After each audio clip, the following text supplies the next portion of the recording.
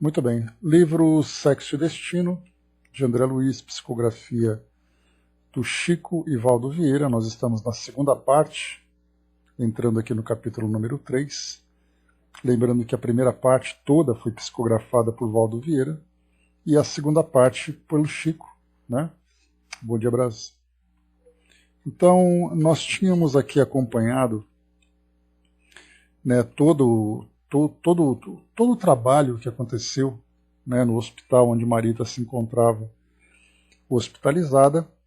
Vimos ali toda a aflição de Cláudio e também de Moreira, né, que embora na condição de um espírito obsessor, se encontrava ali também envolvido em toda aquela trama, né, envolvido afetivamente com toda aquela trama, sentindo também ali todas as angústias. E ao mesmo tempo vimos também Dona Márcia e Marina, né, as duas também ali muito, sempre próximas da família, também apresentando ali uma indiferença muito grande com relação àquilo que aconteceu. Nós tivemos aqui então, né, a inclusão de duas personagens importantes. Aqui nós temos Salomão, que era então o farmacêutico, né, que fez aquele atendimento com Marita antes dela passar por toda essa dor, por todo esse sofrimento. E também aqui vemos a chegada de mais uma personagem, deixa eu pegar aqui o nome dele, que era, né, um cliente, inclusive, do banco onde Cláudio trabalhava, trazendo então, deixa eu ver aqui, trazendo então esse cliente para poder fazer ali a aplicação de passes, né, para ajudar no tratamento. O Senhor Agostinho, o nome dele. Então o Senhor Agostinho e Salomão acabaram chegando aqui para trazer para auxiliar nesse tratamento, e muito mais do que isso, para proporcionar para Cláudio o apoio moral, né, porque ele se encontrava sozinho, com toda aquela carga emocional, com todo aquele drama de consciência, sem qualquer apoio da família, né, tanto da esposa como da filha. E ele não tendo amigos, né, dentro, né, o amigo sincero que pudesse oferecer para ele aquele ombro amigo, aquele apoio, né, ele acabou tendo exatamente de duas pessoas desconhecidas.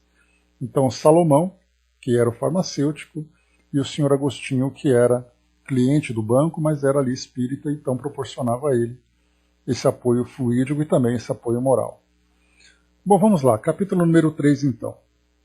Aqui no final, só para fecharmos o capítulo número 2, nós tínhamos aqui, né, o senhor Agostinho interessou-se delicadamente pela moça e inteirou-se de todas as minudências do desastre, com as atenções de quem escuta a própria família.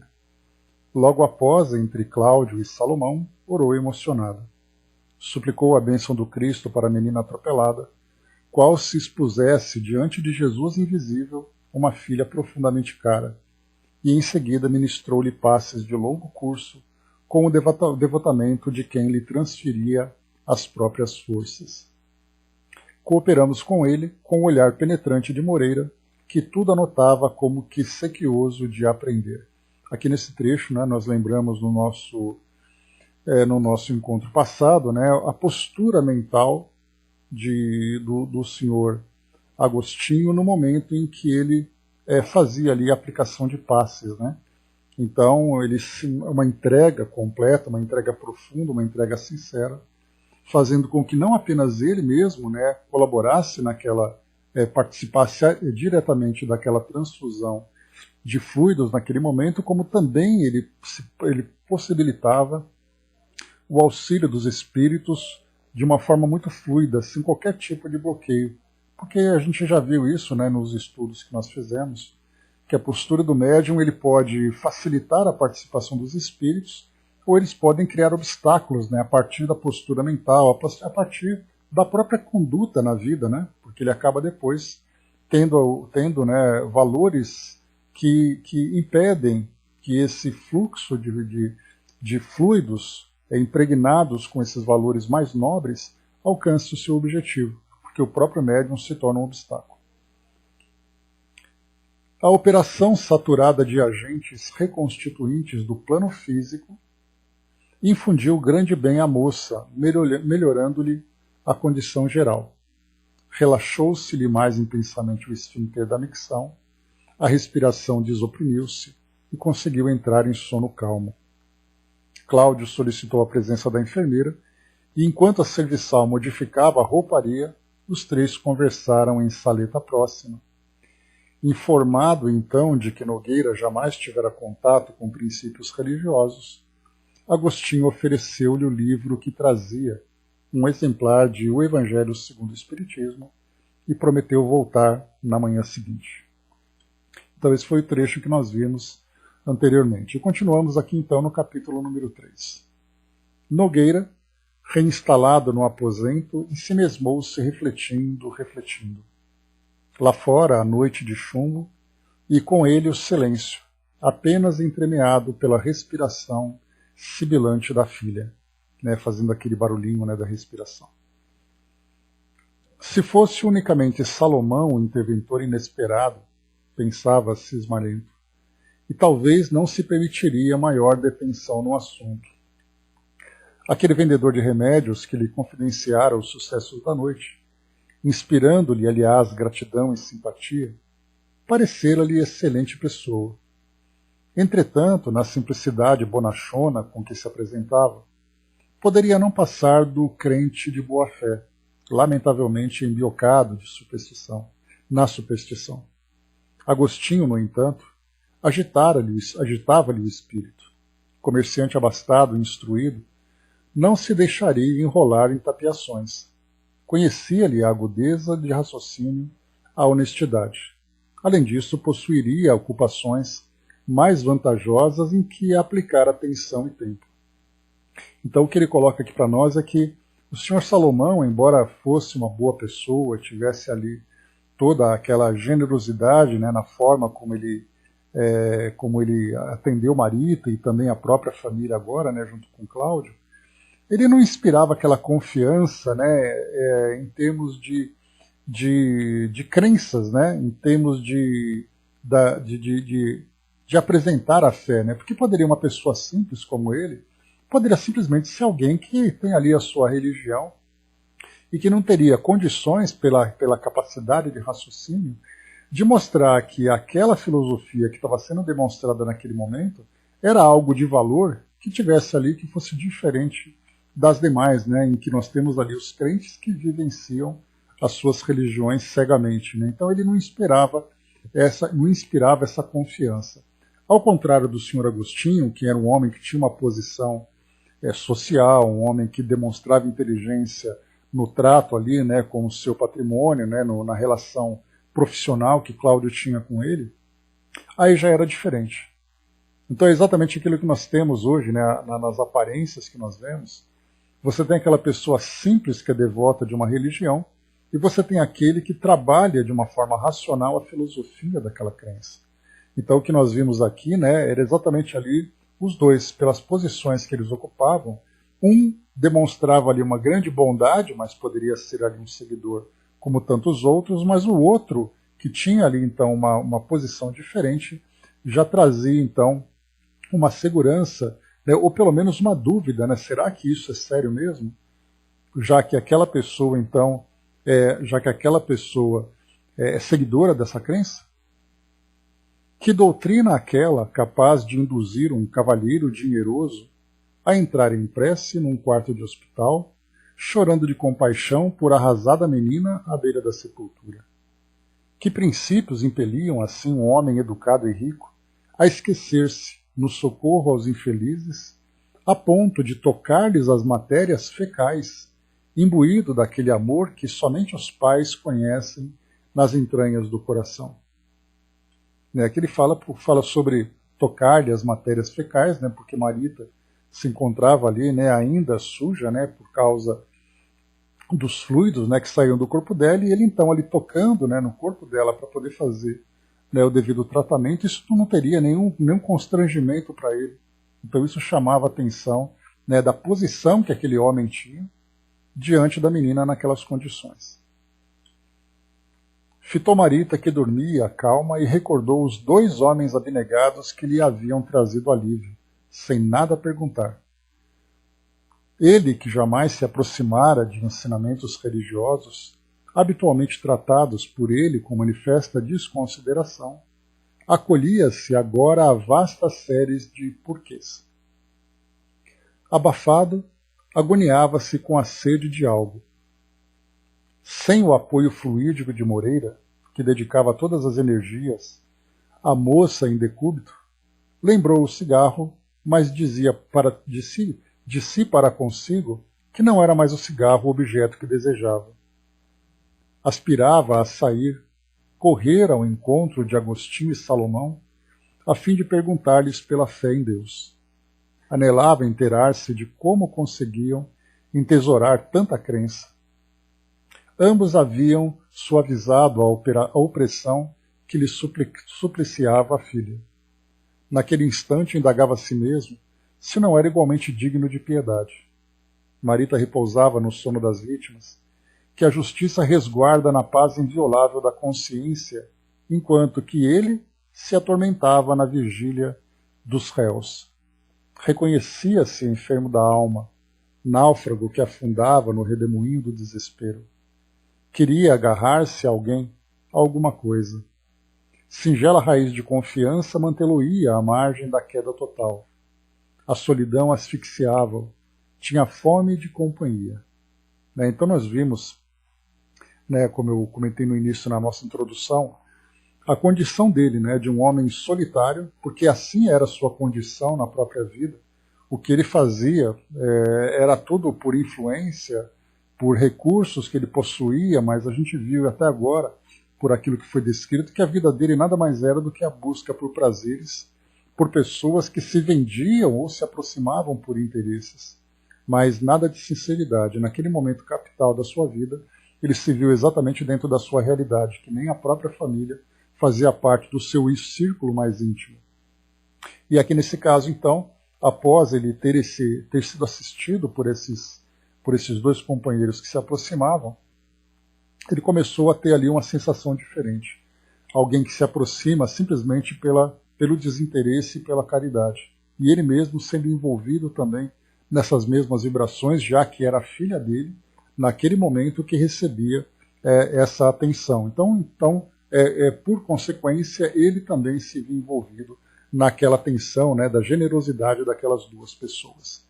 Algo interessante também que nós vemos aqui em cima foi com relação à influência de Moreira sobre ele, daquilo que nós observamos na relação deles, que era uma relação constante, uma relação contínua que eles tinham de influência, onde ele sempre era induzido à busca de prazeres, à busca das sensações e tudo mais. Nesse momento, então, quando ele estava perto da filha e começou a se envolver com esse assunto diferente, essa conexão já não era mais tão estreita como antes.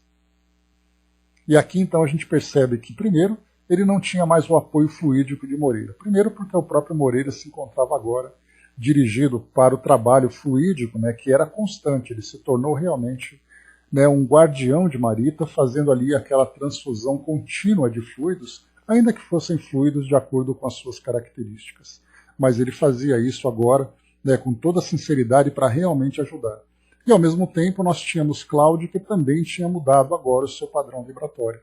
Já não era mais aquele homem cético, aquele homem que se encontrava sempre em busca de prazeres e sensações, fazendo com que a relação entre ele e Moreira ficasse ali permanente, e bastante intensa e profunda. Agora não, agora os 2 voltados para 2 interesses diferentes, e mais do que isso, os 2 mudando o próprio padrão vibratório para situações diferentes.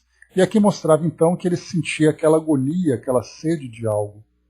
E não era simplesmente a busca pelo vício, pelas sensações que a bebida e o cigarro proporcionavam. O que ele sentia falta era a falta realmente desse novo sentimento que ele experimentava.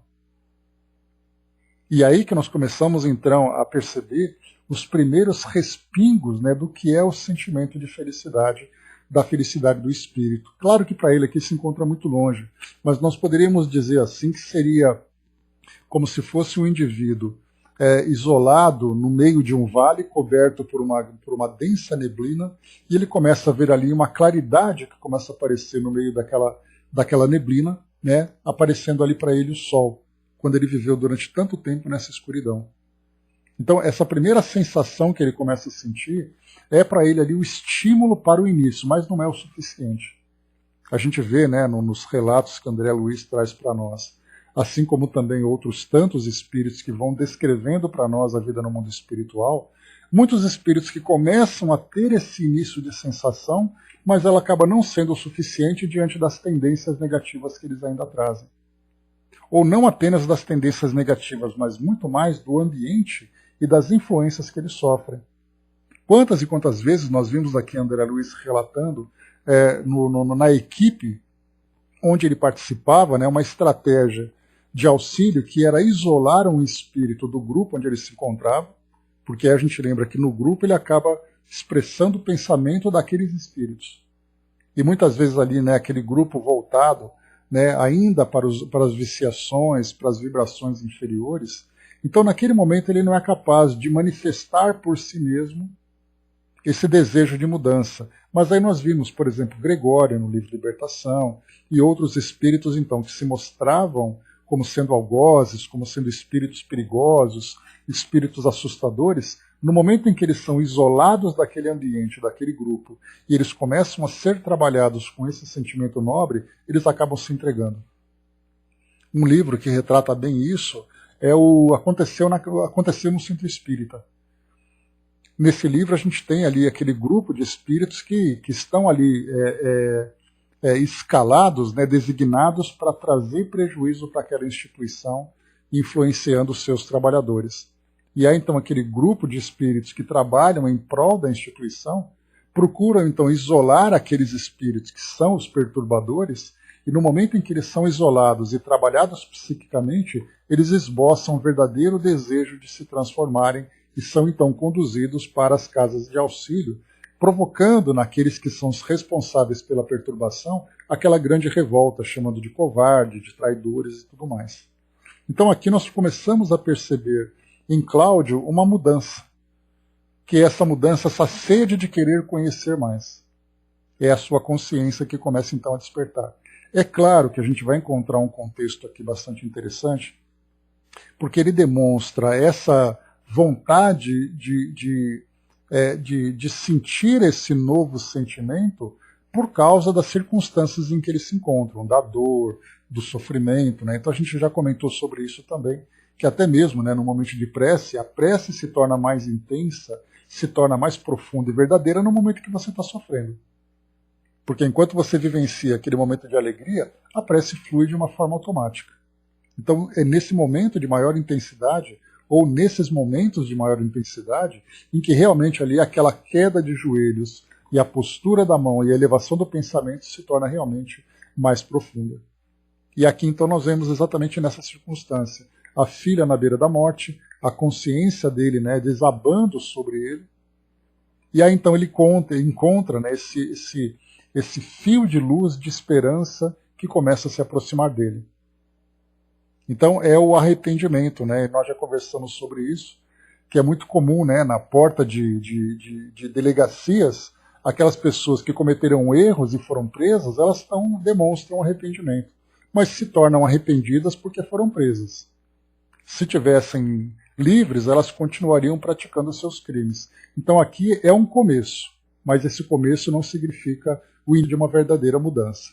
Mas vamos acompanhar aqui então o desenrolar da nossa história. Bom dia, embaixador.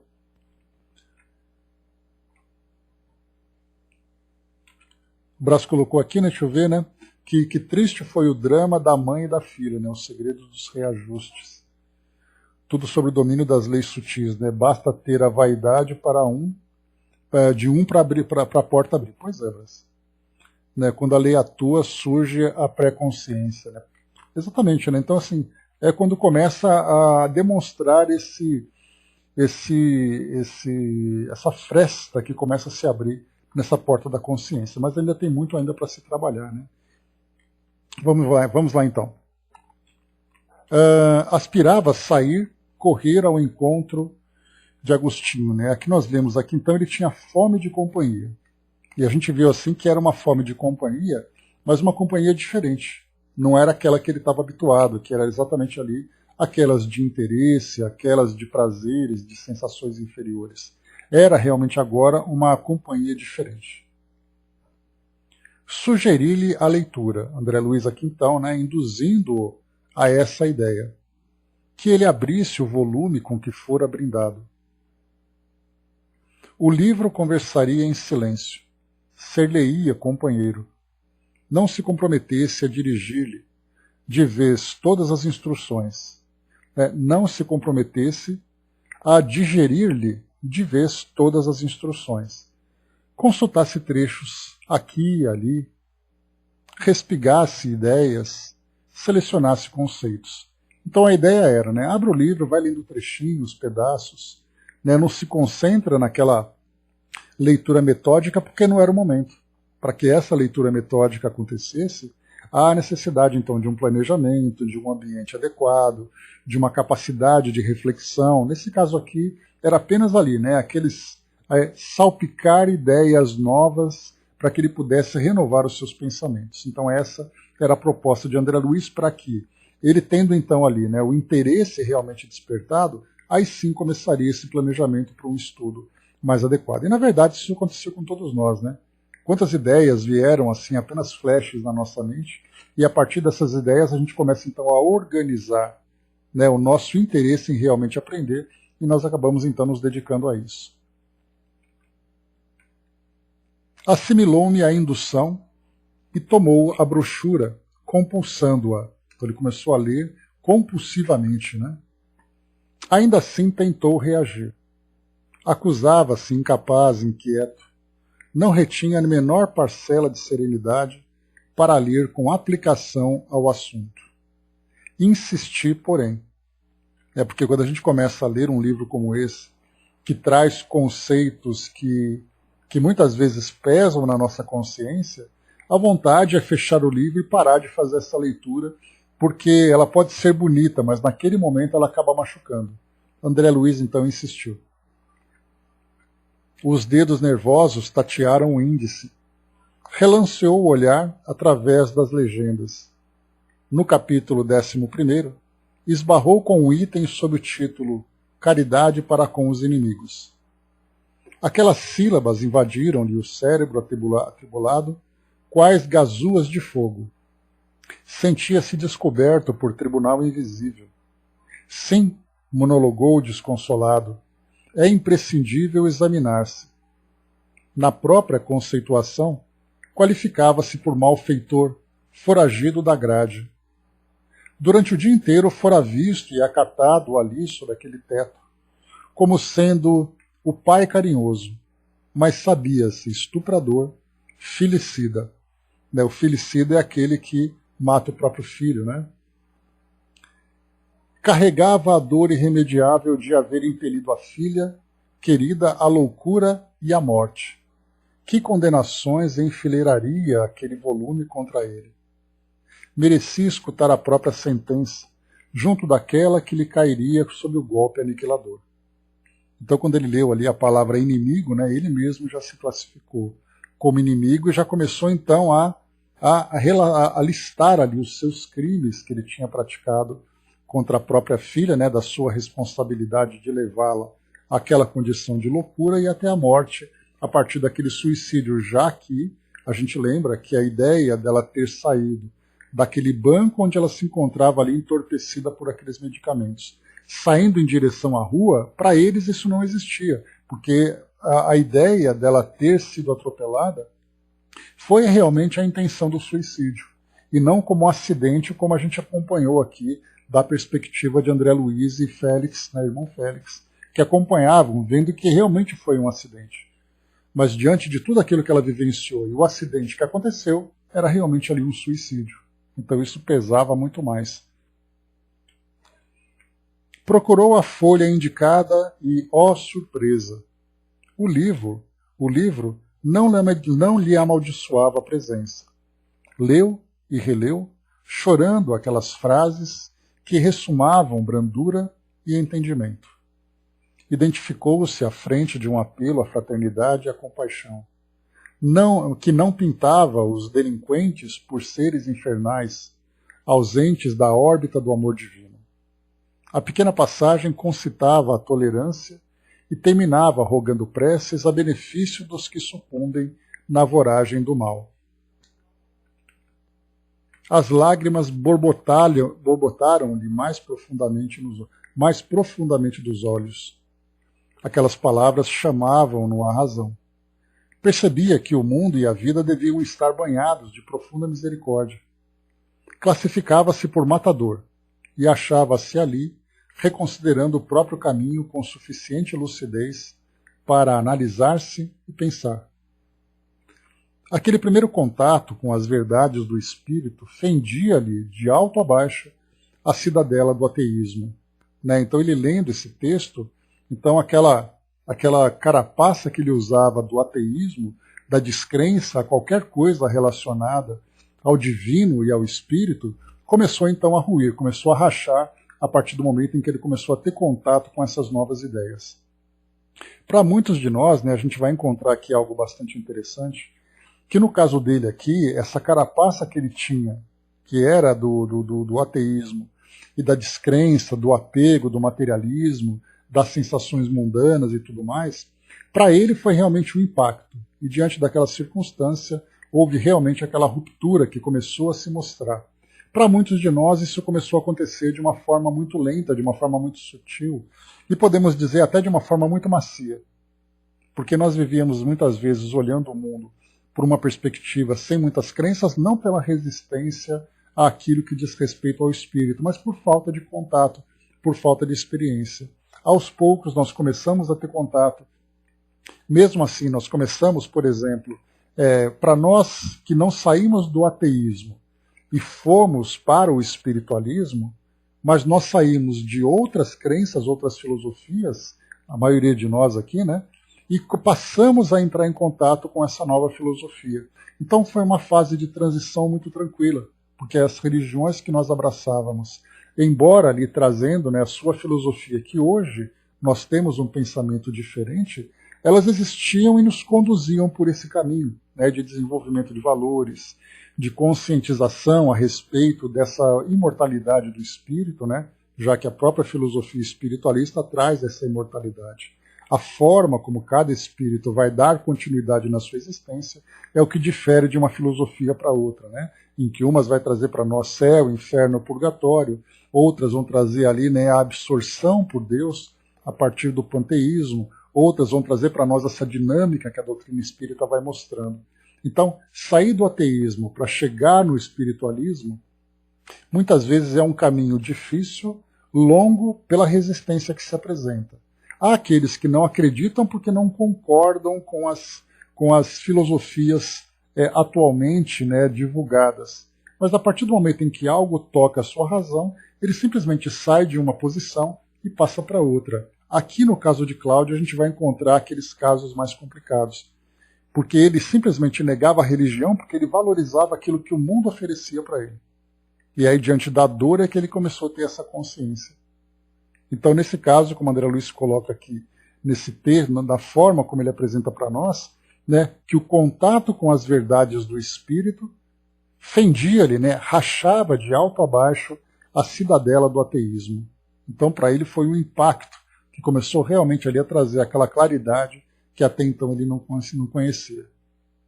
Mas cada um, isso é interessante, cada um vai vivenciando uma experiência relacionada com essa aproximação com a sua natureza espiritual de uma forma mais sutil, de uma forma mais agressiva, de uma forma mais lenta, de uma forma mais rápida. Então essa diversidade que é muito interessante. Cada um ali vivencia algo de uma forma muito subjetiva. E ele depois continua então. Com sofreguidão do sedento que atravessa longo deserto, mortificado de sede, atirou-se aos textos de cujos caracteres ideias esclarecedoras e balsâmicas vertiam sublimes, lembrando torrentes de água pura. Esquadrinhou vários temas, adquiriu conhecimentos rápidos acerca da reencarnação e da pluralidade dos mundos, meditou nas maravilhas da caridade e nos prodígios da fé, através das chamas imortais do cristianismo, que ali renasciam para ele, reaquecendo-lhe o coração. Aqui a gente vai dizer reaqueciam, né, porque a gente sempre tem aquela história, né, quando criança, tem a influência da família, tem ali a condução para essa vivência religiosa, até que ele tem ali liberdade de escolha, e ele passa então a viver a vida do modo que lhe interessa. Então aqui falava para ele, né, que as chamas imortais do cristianismo, que ali renasciam para ele. Então era um novo contato, agora com uma perspectiva diferente, com maturidade dentro das circunstâncias que ele está vivenciando. Quando olhou o relógio, os ponteiros marcavam 2 da madrugada. Então nós já temos aí então mais de 24 horas, né, aproximadamente 30 horas desde o momento em que aquele encontro às 8 horas da noite, lá naquele local onde foi marcado o encontro, né, com o Gilberto, a partir dali então até agora tudo isso acontecendo. Então a gente viu que ele estava ali mais de 30 horas já acordados, ele estava acordado nessa situação de grande aflição, e sozinho ainda por cima. Varara 4 horas mergulhado no livro, sem perceber. Então isso porque era por volta das 10 horas da noite, quando vieram então, né, o senhor Agostinho e também Salomão. Daquele momento em que acabou o tratamento, ali talvez ali 1 hora de tratamento que eles fizeram, ele ficou com o livro durante essas 4 horas. E aí então ele ficou mergulhado nessa leitura. Sentia-se outro. O cérebro clareara-se, crivado de pensamentos renovadores que lhe suscitavam ardentes inquirições. Aquela era uma doutrina que lhe permitia sentir e indagar livremente, qual filho no regaço de mãe. Em verdade, conjecturava se Deus não existisse, se não houvesse uma vida além da terra, por que se entregava daquele modo a tão funda compulsão? Se tudo na existência acabaria em animalidade e lodo, que razões lhe ditariam o suplício moral diante da filha que lhe inspirava contraditórios sentimentos? Então aqui uma pergunta bem interessante, né? Se você não tem aquela ideia de que a vida continua, de que o espírito se mantém naquele caminho da evolução, por que a culpa? Essa ideia do materialismo, inclusive, foi o que Kardec combateu na sua época, porque essa era uma das ideias do materialismo. Para que você vai sentir culpa? Por que você tem que trabalhar, né, dolorosamente por uma evolução moral se você não vai ter nada depois? Aqui nesse caso ele começa diferente, porque essa culpa, porque ele parece que é algo que vai acompanhá-lo por toda a eternidade, sendo que ele simplesmente vivia em função das ideias materialistas. Né? Por isso que ele colocaria aqui, né? Ele coloca: se tudo na existência acabaria em animalidade e lodo, que razões lhe ditariam o suplício moral que lhe inspirava contraditórios sentimentos? Amava tanto aquela menina desventurada, por que não lograra sustentar-se na posição de pai, infenso aos impulsos do sexo? Isso porque, né, como padrasto, na verdade, ele acabou então assediando. Né? Então, por que ele não se conteve na condição de pai, mesmo na condição adotiva, já que ele não sabia que era o pai legítimo de Marita? Que forças o haviam arrastado até a condição do verdugo em que se aviltara? A ideia da reencarnação relampejou-lhe na cabeça. Ele e ela remanesciam de experiências anteriores. E, indubitavelmente, algemada a dominadoras alucinações afetivas, teriam vivido no passado, padecido e chorado juntos. Aquela devoção por Marita era para ele comparável ao iceberg que mostra reduzido fragmento, ocultando o peso enorme da vastidão das águas. Naquele momento, algo lhe dizia, na acústica do espírito, que ele, Cláudio, a trouxera de novo para o mundo, através da paternidade, a fim de orientá-la com limpeza e abnegação. A sabedoria da vida restituir-lhe o carinho, o sorriso filial por algum tempo para que retificasse os erros do tirano amoroso que deveria ter sido em épocas passadas e as paixões cujos rescaldos lhe calcinavam agora o coração. As realidades do destino se lhe alteavam no pensamento, belas e difusas, como o brilho dos raios de luz ao infundirem a névoa. Né? Então aqui ele já começa então a ter, pelo menos, né, ainda que de uma forma superficial e com dúvidas, já tem uma ideia dessa relação que ele teve com ela, a partir ali, né, da natureza dessa relação, dos sentimentos que ele tinha e do resultado que acabou depois chegando. Né? Bom dia, Osmar. A Angelina colocou, foi necessário para que ele iniciasse a expiação? Né? Foi necessário o quê, Angelina? Essa experiência dolorosa, ele teria a opção, a gente vai lembrar sempre, que ninguém nasce para errar, ninguém nasce para fazer a coisa errada. Quando a coisa errada surge, é resultado das fraquezas que o espírito traz. E aí então nós temos, né, dentro do nosso planejamento reencarnatório, ali experiências que vão nos conduzindo para o aprendizado, ou mesmo ali como uma consequência natural das escolhas que se faz. A gente viu que ele poderia ter sido desde o início, porque no planejamento reencarnatório, a gente lembra que o espírito é esclarecido, que o espírito tem uma visão das suas necessidades de transformação, ele olha para trás e faz uma revista da sua trajetória, dos seus atos, das suas consequências. Então, naquele momento, muitas vezes até banhado de lágrimas, pelo arrependimento, pela dor, ele aceita essa nova incumbência.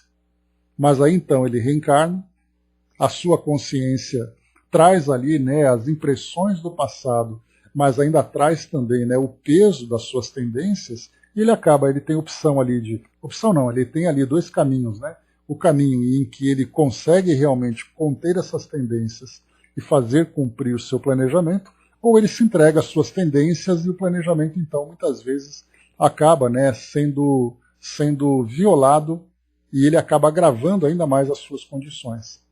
Então, aqui o que nós percebemos, até mesmo o irmão Félix comentou lá na primeira parte, em capítulos anteriores, que ele era então ali um companheiro daquele grupo, em que o próprio Cláudio, ou a própria Dona Márcia, a Marina, todos eles eram espíritos que faziam parte de um grupo e todos eles traziam um compromisso de transformação.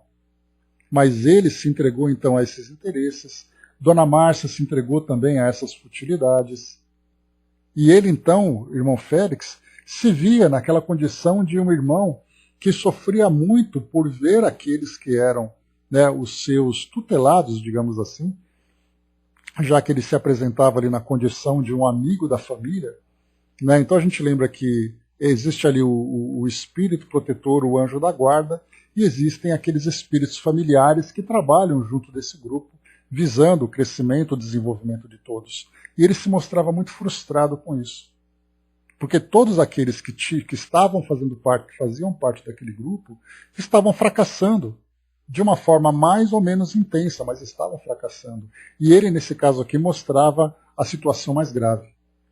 Porque ele foi ali, né, o protagonista de todo esse sofrimento que foi gerado. Principalmente dessa posição mais grave. Ele tinha se comprometido com Aracélia, que era a mãe da Marita, né, com quem ele se envolveu, com quem, a quem ele seduziu, e que depois ele abandonou, fazendo com que ela chegasse ao suicídio.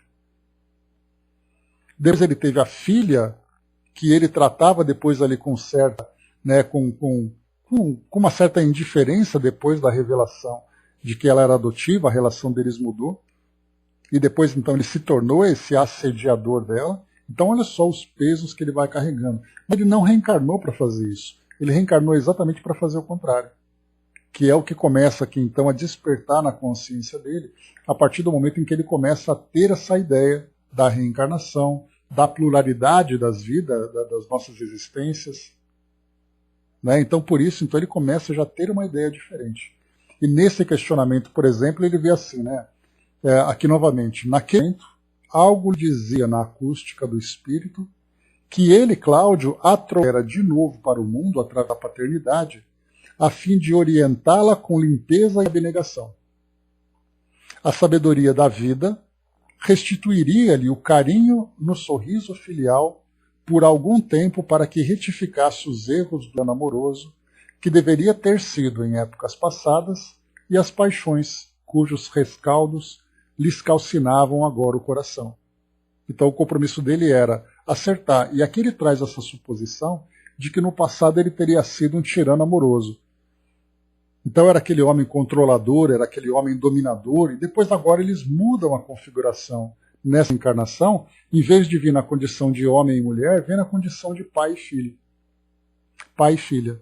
Só que agora com a responsabilidade dele orientá-la, para que ela então possa novamente caminhar com paz de consciência nessa sua nova jornada, e ele, ao mesmo tempo, com essa nova responsabilidade, fazendo esse trabalho de regeneração. Mas aí a gente percebe que o que ele viveu até agora foi equivocado. Por sua vez, fazia o papel de filha. Era uma jovem que, apesar das suas fraquezas, daquela paixão que ela sentia, o sonho de constituir família e tudo mais, era algo que não trazia grandes prejuízos na sua jornada. Já ele não. Ele trabalhava intensamente, ele agiu intensamente nesse sentido, de trazer realmente, de buscar aquela satisfação que ele precisava conter daquilo que ele achava que tinha trazido de uma existência anterior. Então ele diz assim aqui no final, as realidades do destino se alteavam do pensamento, belas e difusas como o brilho dos raios de luz ao fundirem a névoa. Ainda assim não se desculpava. Reconhecia ter agravado os próprios débitos. Entrevendo as realidades da vida além-túmulo, e quando ele fala entrevendo, porque ele começa a ter ali, vendo ali pequenos trechos, pequeno entendimento que vai surgindo a partir daquilo que ele vai lendo. Não é uma compreensão clara, que nem mesmo nós temos, apesar dos nossos estudos, da nossa dedicação. Para ele ali era o primeiro contato. Então realmente ali ele via alguma coisa, sem entender exatamente ali os mecanismos que regem a nossa vida além-túmulo. Então, entrevendo as realidades da vida além-túmulo, apelava para os amigos que vira partir. Aqueles amigos que já tinham desencarnado, vendo ali que a vida continua, que esses amigos então podem se aproximar e tudo mais, a partir da relação, da prece e tudo mais, ele começou então a pedir ajuda para esses amigos com quem ele tinha ali essa relação afetiva. Que se apiedassem dele e de Marita, que suplicassem a Deus para trocar-lhe a existência pela dela. Eles, que se classificava pai criminoso, expiaria no mundo espiritual as próprias faltas, para em seguida renascer na terra, mutilado, ressarcindo os débitos contraídos. Então ele estava aqui já planejando que esses amigos ajudassem a ela, que quando ele chegasse no mundo espiritual, ele voltaria para cá numa nova reencarnação, padecendo ali de todos os sofrimentos, para que ele pudesse novamente se sentir resgatado perante as leis divinas. Que ele se afligisse expungindo as nódoas da alma, entretanto que a filha vivesse e fosse feliz. E se lhe cabia continuar, ainda no mundo, transportando no peito a angústia daquela hora, que a deixasse mesmo assim, abatida e muda em seus braços. Teria forças para carregá-la. Ser-lhe-ia apoio, refúgio. Que ela ficasse. Que se lhe desse oportunidade de transfigurar junto dela todos os caprichos de homem rude em manifestações de amor puro. Aconchegá-la-ia de algum modo ao coração. Obteria uma cadeira de rodas, conduzi-la-ia a qualquer parte. Acolheria sem reclamar quaisquer obstáculos.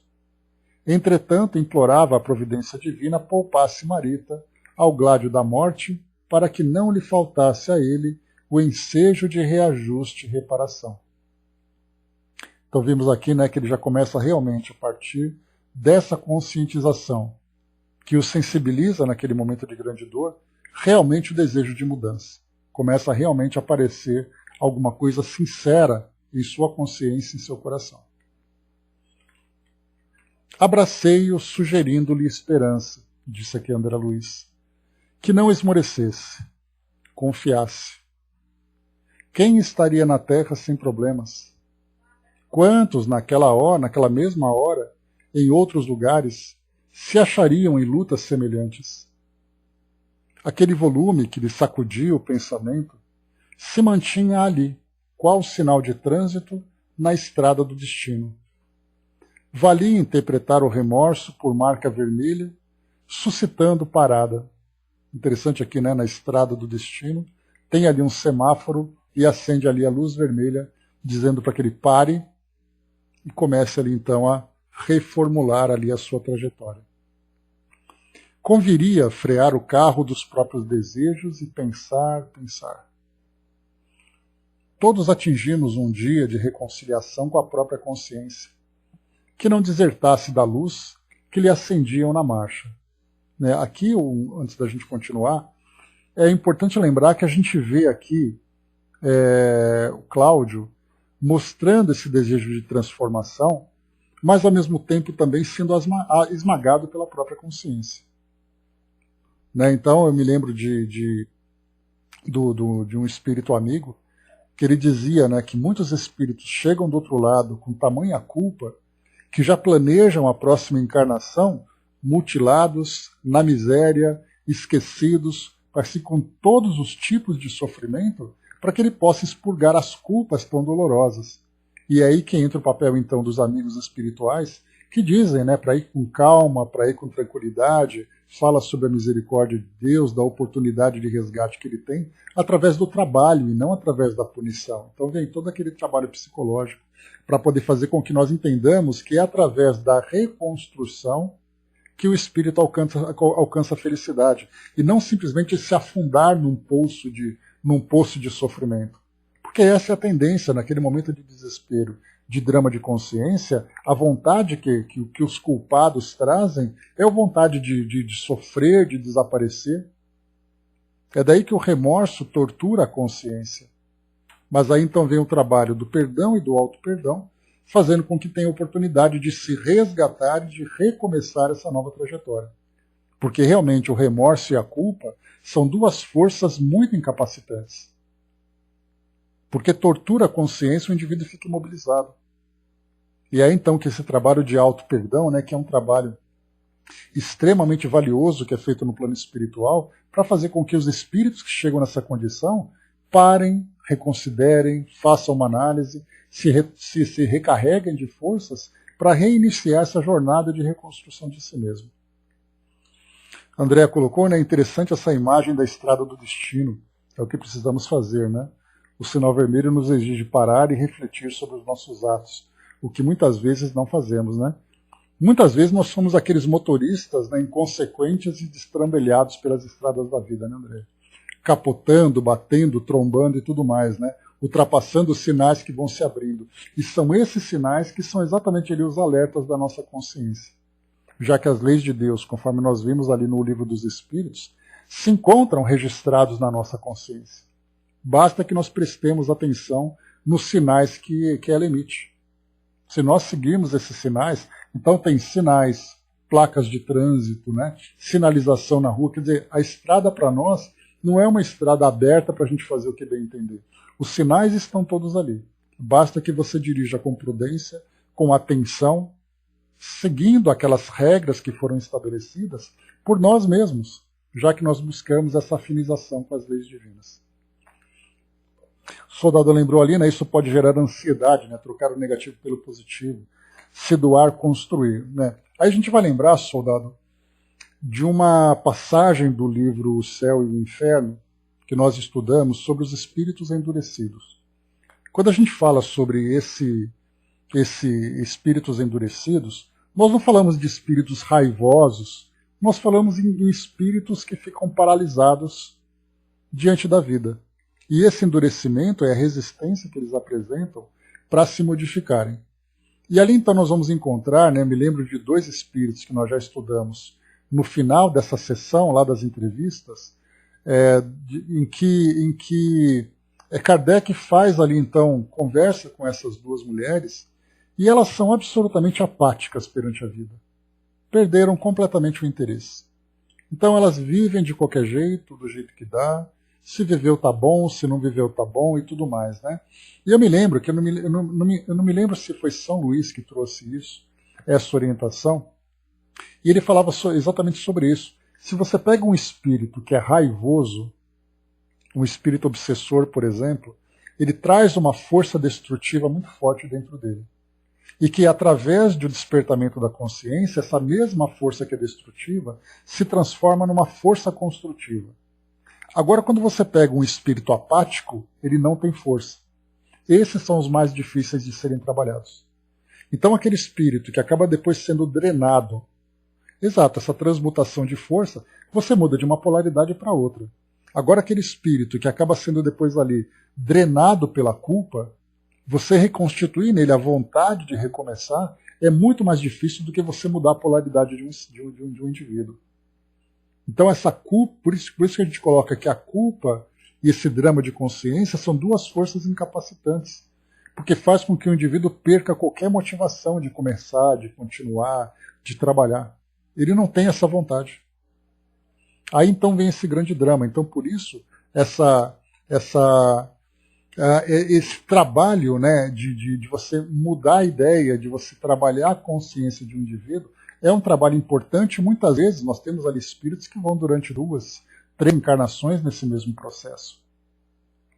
Então são duas ações que a gente percebe que realmente é uma realidade. Então a culpa é incapacitante, né? E o auto-perdão vem como antídoto. Continuando, vamos lá.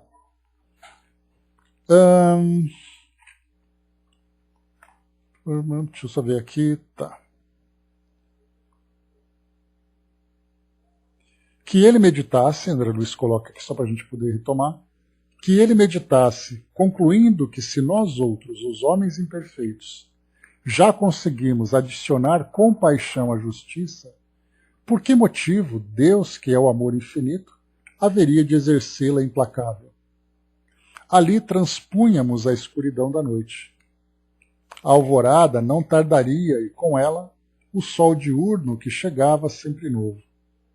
Que levantássemos todos os sentimentos para a renovação que começava. Né? E essa frase de André Luiz mostra bem isso. Que levantássemos todos os sentimentos para a renovação que começava. Moreira, que me avistava enlaçado a ele, endereçou-me ansioso olhar, como a inquirir pelas ideias que eu lhe insuflava. Antes, porém, que me viesse substituir, cioso do lugar de conselheiro que me permitia ocupar, apelei para Cláudio, inclinando-o a iniciar ali mesmo a obra reparadora. O bancário não vacilou. Fundamente enternecido, levantou-se, caminhou na direção da cama e ajoelhou-se à cabeceira. Confessava a si próprio que, pela primeira vez, depois de muito tempo, fitava o semblante da filha, sem que a mais leve tisna de fascinação sexual lhe alterasse os sentimentos. Tremeu-lhe o coração atormentado. Acariciou-a com uma espécie de ternura que jamais experimentara. Deixou que as próprias lágrimas lhe orvalhassem o rosto e suplicou em surdina: perdão, minha filha, perdão para seu pai. A rogativa desfaleceu na garganta, que os soluços embargavam. Marita evidentemente não respondeu. No entanto, o afago paternal instilou-lhe energia diferente, e tanto Moreira quanto eu próprio registramos, espantados, o gemido que ela desferiu, denotando sinais de retorno a si mesma. Cláudio, esperançado, desligou-se. O carinho impregnara-se nele de súbito respeito. Intimamente comparou aquele afeto imaculado que lhe nascia ao lírio alvo que desponta num charco. Outros gemidos repetiam-se imprecisos, dolorosos. O genitor escutava-os, ralado de angústia. Daria o que tivesse para traduzir aqueles vagidos de criança inconsciente. conjecturou, porém, que eles exprimiam padecimentos físicos inenarráveis e agoniou-se em choro convulsivo. Então, vendo, né, Marita naquela situação e com aqueles gemidos, né, ele deduziu, né, ele queria entender o que exatamente significava aquilo. Mas para ele, então, de imediato, ele pensou nas dores físicas de todos aqueles ferimentos que ela tinha, e ele acabou depois se sentindo ainda mais culpado, né? O ex-vampirizador, olha que interessante aqui, Andréa, vai com Deus, Andréa. Aqui o André Luiz, ele coloca então, né, o ex-vampirizador. Já não o classifica mais como aquele vampiro, aquele obsessor. O ex-vampirizador, transfigurado em servo diligente, ergueu-se presto e veio abraçá-lo, no intuito de propiciar-lhe conforto. Mas notei que os dois amigos jaziam agora perto e longe um do outro, juntos por fora e distantes por dentro, ombros unidos e pensamentos opostos. Moreira fora atingido pelos acontecimentos, mas não tanto. Patenteava enorme afeição por Marita, lutava por ela, mas no fundo não escondia o propósito de seguir controlando Cláudio no resguardo do seu próprio interesse. Identificando o parceiro tocado no coração pelos sentimentos edificantes que a leitura lhe sugerira, revelava o desapontamento semelhante ao de um pianista que suspendesse o instrumento, que surpreendesse o instrumento favorito com as teclas mudas. Alarmado, desfechou-me perguntas.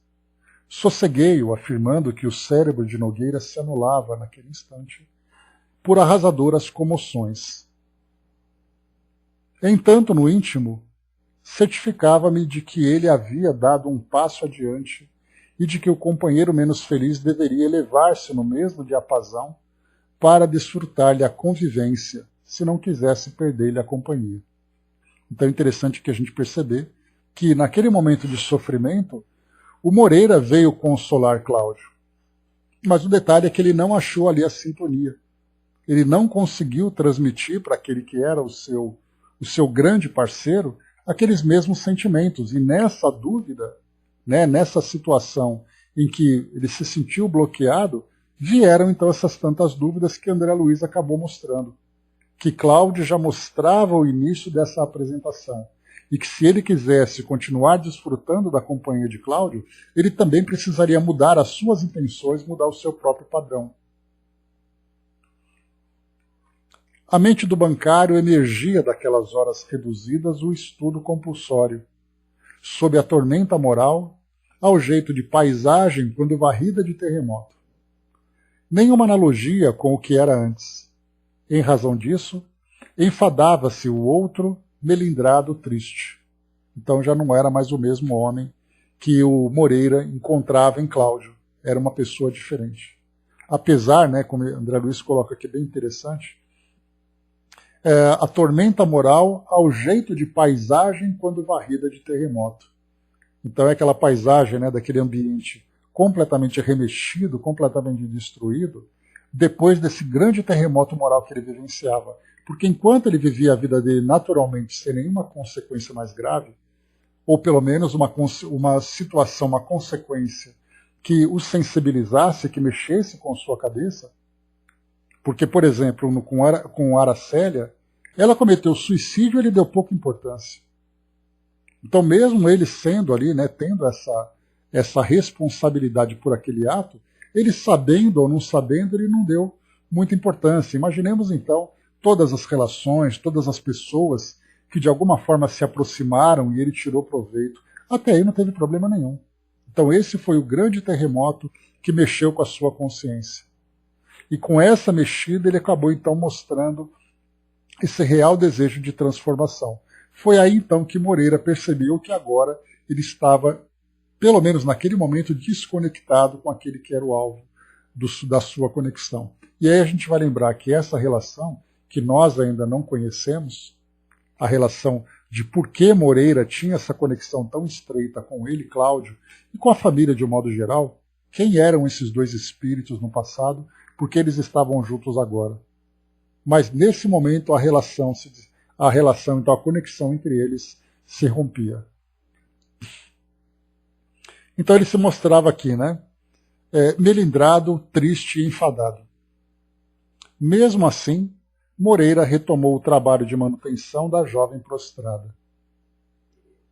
Nisso, porém, chegaram 2 auxiliares, Arnulfo e Telmo, que vinham da parte do irmão Félix colaborar no auxílio à menina. Ambos simpáticos e espontâneos.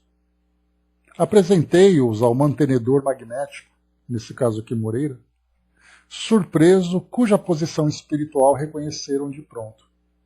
Essa posição espiritual era exatamente ali, pela sua densidade fluídica, pela sua aparência, já era possível reconhecer aquela pessoa.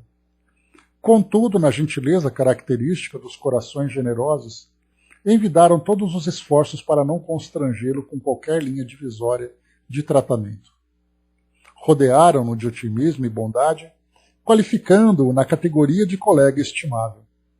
Aqui, quando eu li esse trecho, lendo esse trecho, me veio a imagem, imaginemos que nós estamos fazendo um trabalho nobre, um trabalho de caridade.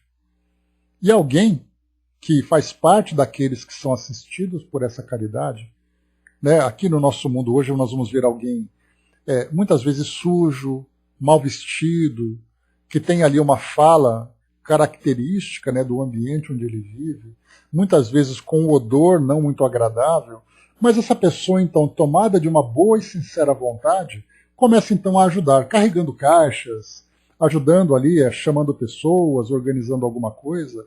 E aí, então, a postura daqueles que são os trabalhadores, temos 2 caminhos também, Ou você trata com diferença, ou você acolhe, sem qualquer tipo de linha divisória, falando com a mesma espontaneidade, tratando com carinho, com respeito, valorizando aquilo que ele está fazendo, exatamente como aconteceu aqui. Envidaram todos os esforços para não constrangê-lo com qualquer linha divisória de tratamento. Rodearam-no de otimismo e bondade, qualificando-o na categoria de colega estimável. Então eu vi uma semelhança muito clara, muito grande, entre esses 2 tipos de situação. E essa ilustração que nós temos no nosso dia a dia é bem isso. Tratar com igualdade aquele que trabalha também com o mesmo sentimento de igualdade, apesar de um estágio evolutivo diferente, de condições reais diferentes. Na antevéspera, aquele irmão que se avalentoava no Flamengo, que se tornava valente no Flamengo, não aceitaria tal camaradagem. Todavia, Marita ali respirava entre 2 mundos, fatigada e dispineica, com aquela falta de ar. Por Marita, suportava as alterações, sofreava os impulsos. Então, por causa dela, ele então tinha essa mudança de conduta. A madrugada abeirava-se do dia. Acercamo-nos de Cláudio. Indispensável fazer-o descansar, dormir. Moreira, com iniludível desgosto, a se lhe estampar na fisionomia, observou-nos o cuidado na administração dos passes balsâmicos, aos quais o paciente aqueceu sem qualquer contradita. Aqui é interessante ver que Moreira era aquele que se considerava como o único responsável pelo bem-estar do Cláudio, apesar desse bem-estar ser ali a partir da sua perspectiva. E agora ele via que Cláudio estava sendo assistido por outros espíritos. Então vinha aquela sensação de posse, aquela sensação de contrariedade, de perceber que aquele que estava absolutamente sob seu domínio, agora desfrutava de uma liberdade e recebia a assistência de outras pessoas. Isso trazia nele, então, como foi colocado, iniludível desgosto. Aliás, é de mencionar-se a sensação de alívio com que Cláudio nos respondeu ao toque sugestivo. Acabava de viver minutos de martírio inominável. Aspirava ao remorso, mendigava a esmola de paz. Todavia, enquanto se lhe relaxavam os nervos tensos, a pressão do sono que lhe impunhamos, brandamente, Moreira a tudo assistia no crescente desagrado da pessoa que contempla a agitação e a mudança de sua casa, conturbada em serviços de reforma que não pediu. lançava ondas de azedia e amargura no sorriso amarelo. Tudo para ele surgia deslocado, revirado. Entre o amigo que lhe fugia ao comando e a jovem, cujo corpo físico se decidia a preservar, sentia-se atônito, desenchavido. Compreendendo que não lhe seria lícito incompatibilizar-se conosco simplesmente à face da assistência que o esposo de Dona Márcia recolhia de nós, aplicou-se com mais veemência às atenções para com a moça, cujos pensamentos mais profundos empenhava-se agora por auscultar. Marita, a seu turno, porque assimilasse mais amplo montante de força, acabou reassumindo o leme dos centros cerebrais, que ainda se lhe mantinham à disposição. Recuperou a sensibilidade olfativa, percebia, raciocinava e ouvia com relativa segurança. Contudo, estava hemiplégica, nada enxergava e distinguia-se-lhe a fala, de modo irreversível. Então ela tinha ali metade do corpo paralisado, né? Pelo trauma que sofreu. A princípio admitiu-se acordando no sepulcro. Ouvira muitas narrações alusivas a mortos que despertavam no túmulo, lera depoimentos relacionando sucessos dessa ordem e assistira a vários filmes de horror. De alma opressa, supunha-se em transe desses, estendida ali no leito que tomava por ataúde, no silêncio de aflições inapeláveis. Forcejava por gritar, reclamando socorro. No entanto, veio-lhe a ideia de haver esquecido o processo de articular as palavras. Sabia-se pensando com a própria cabeça, mas ignorava agora os movimentos coordenadores da voz. Apesar de tudo, reconhecia-se consciente. Sentia, memorizava. Recordou os acontecimentos que lhe haviam inspirado o propósito de morrer. Arrependia-se. Se a vida continuava, para que provocar o fim do corpo? Considerava desditosa. Lembrou as ocorrências da Lapa, a entrevista com Gilberto pelo telefone de Dona Cora, os comprimidos de Salomão, o sono à frente do mar, o desconhecido prestes a assaltá-la, a corrida para o asfalto, a queda sob o automóvel em movimento. Depois aquilo ali. O corpo estatelado que lhe parecia uma de pedra, a consciência ativa, as percepções aguçadas e a incapacidade de expressão. Intimamente o esforço desesperado para fazer-se notar.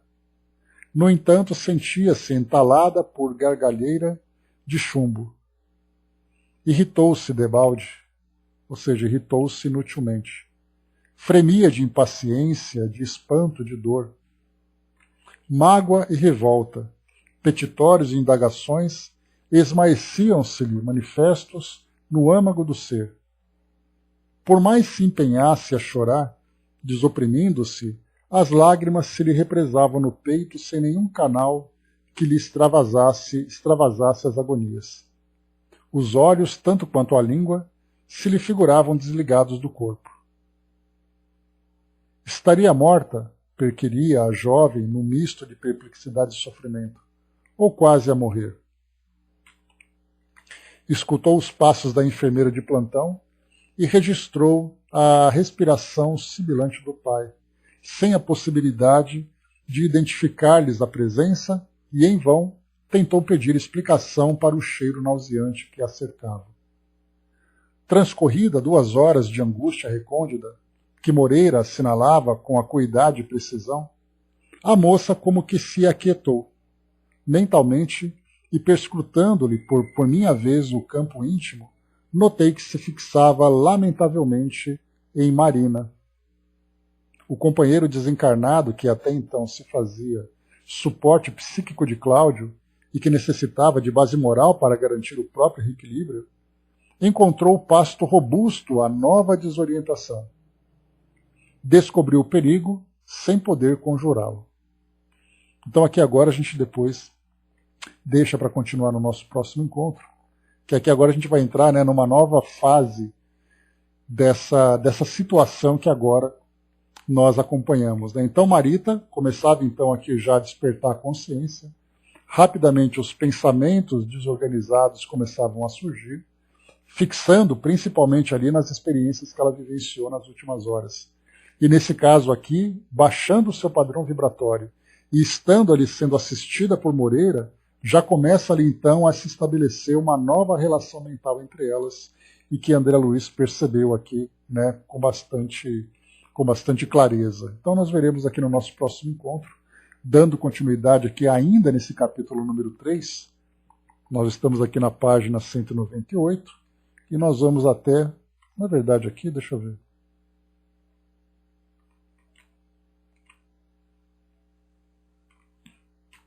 aqui, deixa eu ver se tem uma página, 2 páginas, 3 páginas, não vai dar não. Então a gente para por aqui e continua no nosso próximo encontro, esse trechinho que falta aqui agora, exatamente nesse ponto de deixa, né, em que a gente vai